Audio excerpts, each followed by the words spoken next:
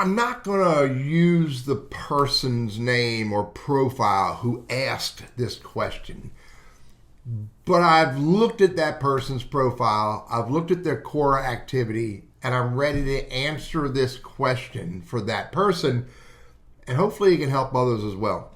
Now, by the way, look here, you can see I've been doing Quora since 2013. It's a long time, and I'm committed to being a Quora contributor. But here's a few things that I see people doing on Quora, and I wonder what their goal is, what their end goal is, because it doesn't seem to be having a positive impact on Quora. So number one, have a purpose. My purpose on Quora is two things. Number one, I answer questions about LinkedIn as a business tool. And secondly, I answer questions about Google Workspace and using Gmail. That is my primary purpose. I am building a brand on Quora around those two topics. Now, I often show up and answer other questions such as this one as well. But the reason why I answer this question is because I'm a serious Quora contributor, and I wish more people were serious contributors as well, and they had a goal. And again, my goal is to build a brand. And by the way, I'm also, as a Quora contributor, I'm a networker. I'm all about connecting and building a following. And I'm also about paying attention to people who are relevant to me. So have a purpose and have a niche. And that niche needs to be something that's beneficial and useful to others. Now, I looked at this person's questions. Their questions are all over the place. There's political questions, geographical questions, but there doesn't seem to be a pattern for why this person is asking these questions. And by the way, personally, I don't feel asking questions on Quora is a useful tactic for building a brand.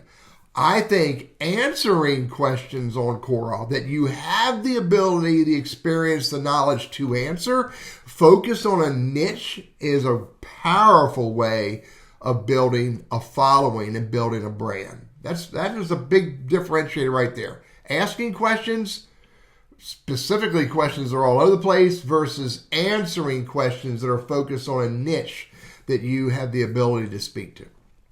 Now, another way to generate followers as well is not only to answer questions, but participate in conversations around other questions. And you can do that by not only answering a question, but commenting on an answer and adding more value to the discussion, to the answer. Now, there's one more big task that you need to do in order to build a brand, to generate or create followers on Quora. Again, the only reason I want to create followers is to build my brand. I don't want followers who are all over the place. I want someone focused on who I am and what I do, focused on my niche, which I encourage this person to discover what their niche is. But the next big thing you have to do is you have to build out your Quora profile. You can't have a blank Quora profile. You need to tell the story. You need to show your credibility. You need to talk about your experiences. And so that the people who see your Quora profile perceive you as an authority in the niche that you're trying to build your brand on. Those are some really powerful thoughts. Have a niche, answer questions, participate in conversations by commenting on answers and adding more value to the discussion. And build out your Quora profile, showing the viewer your experiences, your activities, maybe links to other content that can add value to your brand. Asking questions on Quora can be a part of your tactic for building your brand, but you need to make sure you're asking questions that you can then use that content to help others. If you're asking questions that are all over the place, you will never build a brand. Thus, you will never create followers through Quora or any other social media platform.